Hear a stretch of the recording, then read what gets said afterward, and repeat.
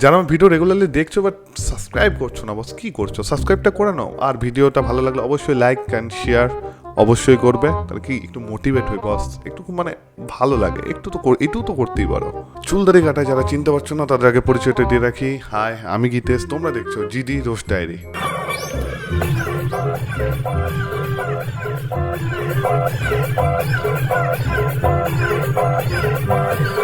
তো যারা Facebook and Instagram use করি, রিল স্ক্রল করা হোক বা যে কোনোভাবে, এই টাইপের ভিডিও তো তোমাদের সামনে চোখের সামনে এসছেই বস।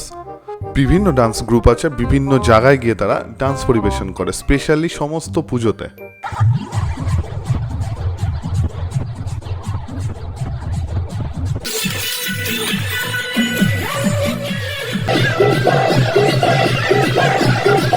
কিন্তু এত গ্রুপের মধ্যেও এখনকার মোস্ট সব থেকে বেশি ভাইরাল আর যাদের রিল সব থেকে বেশি আমার কাছে অন্তত আসে, আজকে কথা বলবো তাদের নিয়ে। তো কাদের নিয়ে?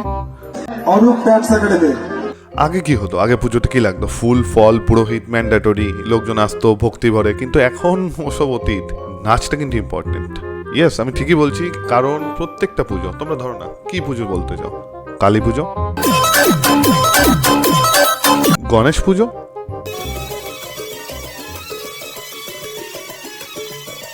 আলাদা ব্যাপার। গণেশ ঠাকুর এটা দেখার পর হয়তো তারা করবে। আচ্ছা, সরস্বতী ঠাকুর সাথে কালী ঠাকুর একসাথে দুজনের যদি পুজো করা হয়,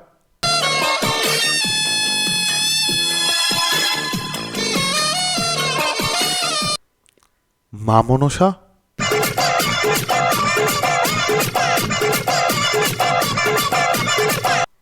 মা শীতলা,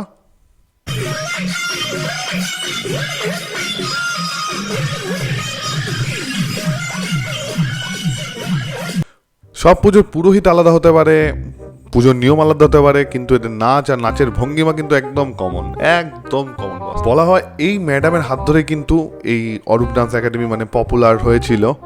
কিন্তু এখন এই ম্যাডাম হয়তো এখন অন্য জায়গায় ডান্স করে, বিকজ এখন দেখলাম যে এই ম্যাডাম ইনি আবার কিন্তু দেখলাম এখন মানে মোস্ট পপুলার যাচ্ছে, অরূপ ডান্স একাডেমিকে রিলে প্রমোট করে একাই টেনে নিয়ে যাচ্ছে। আর ডেট একদম ফুল বুক থাকে। আমি একটা ভিডিও দেখছিলাম, ওখানে বলছে মাসে প্রতিদিনই প্রায় বুক। দেখো, যদি কেউ জিজ্ঞাসা করে যে এই ধরনের নাচ করে ওরা কি পায়,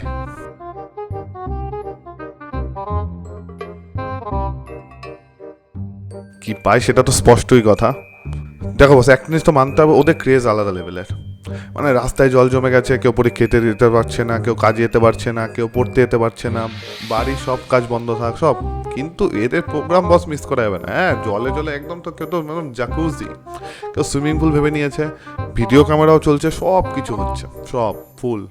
সে পাড়ার মেয়ে বউরাও হোক, ছেলেরা তো একেবারে ফুল এনজয় নিচ্ছে, ফুল। কত ভালো বউ ওদের, বকেটাকেও না। কি জানি আমার বউ কেমন হবে, এত সাপোর্টিভ কি হবে? সে বউ আমার সাপোর্টিভ হোক কি না হোক সে আমি এখনো বলতে পারছি না, কিন্তু এরা একটা জিনিস আমি দেখেছি যে মহামিলন উৎসব করছে। মহামিলন তার মানে কি লোকজনে আসতে হবে, আর মহামিলনের উৎসবে কাদের আসতে হবে?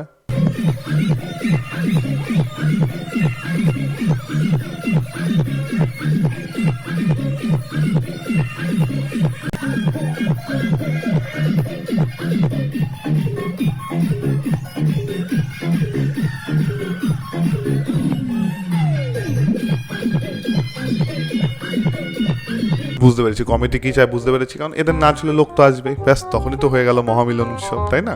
দেখো দেখো তোমরা, একটা বয়স্ক মানুষ এসে সে মাথায় হাত দিয়ে দিয়েছে, কতটা খারাপ লাগছে তা। কিন্তু এ কি, এটা দেখে উল্টো কেস, এ তো দাদুর মধ্যে যৌবন ফেরত চলে এসছে এদের নাচ দেখে।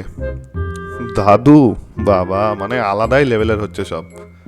আর একটা জিনিস কমন, যারা দর্শক বেশিরভাগের হাতে হচ্ছে মোবাইল, বেশিরভাগের হাতে হচ্ছে মোবাইল। কিন্তু একদিন স্টেজে এত লাইট আছে, এত লাইট আছে, লাইট অফ করে দিক না। সবাই ফ্ল্যাশ জ্বালিয়ে রেখেছি, যখন মুখের মধ্যে ধরে রেখেছিস ফ্ল্যাশ জ্বালিয়ে, তো নর্মাল ভিডিও রেকর্ড তো হয় না।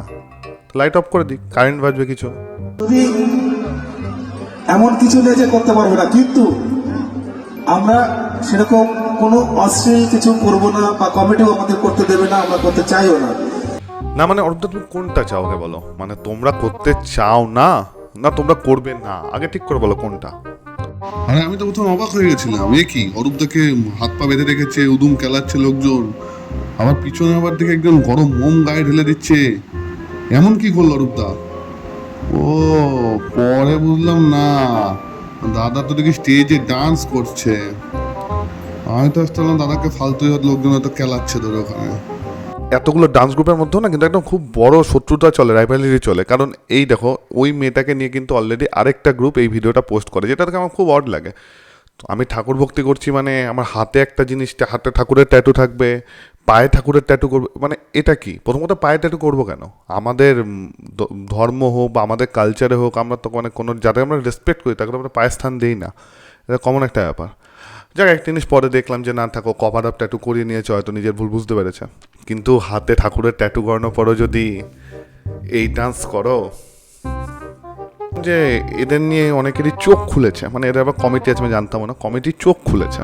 আর কমিটির চোখ খোলার পর কমিটি কিন্তু এনে একদম খুব স্ট্রিক্ট, ভেরি স্ট্রিক্ট অ্যাকশন নিয়েছে খুব। তারপর কি বলছেন অরূপদা? আমি অরূপ সরকার, অরূপের সেক্রেটারি ওনার। আমাদের যে সিদ্ধান্ত ছিল, বিগত দিনেও আমরা এটা অনেকবার লাইভে বলেছি আমার নিজের পেজ থেকে, যে অশ্লীল প্রোগ্রামগুলো বন্ধ করা হোক, স্টেজ যেগুলো হয় সেগুলো বন্ধ করা হোক। তার জন্য আমরা অনেক চেষ্টাও করছি। বিভিন্ন অশ্লীল প্রোগ্রামকে আমরা বিভিন্ন জায়গা থেকে আমরা বন্ধ করার চেষ্টা করে সেটাকে ধরেছি। তো সেখানে আমার দিকে অনেক আঙুল উঠছে যে আমি নাকি করাচ্ছি। তো এরকম কিছু যাতে ভবিষ্যতে না আসে, সেহেতু এখানে আমরা আজকে সিদ্ধান্ত নিলাম এবং লাইভেও বলছি এবং লিখিত দিয়ে দেওয়া হয়েছে যে পুরোপুরি সব কিছুর উপরেই স্কিনার থাকবে, সেটা শাড়িই হোক আর সেটা শর্ট ড্রেসই হোক আর সেটা ফুল ড্রেসই হোক। স্কিনার ছাড়া কোনো প্রোগ্রামই করা যাবে না। সেটা আমার জন্যই হবে না, শুধু সকলের জন্য একই। কেউ যদি এর বিপক্ষে চলে যায়, বাইরে চলে যায়, আমিও চলে যাই, অবশ্যই ইউনিয়ন তার জন্য ব্যবস্থা নেবে। আর সেগুলো আমরা সকলে বা আমি নিজেও মাথা পেতে নিতে পারবো। ধরো একটা মহিলা পুরো শাড়ি টাড়ি পরে বা সারা গা ঢেকে তারপর কি অশ্লীল অঙ্গভঙ্গি করে নাচ করা যায় না?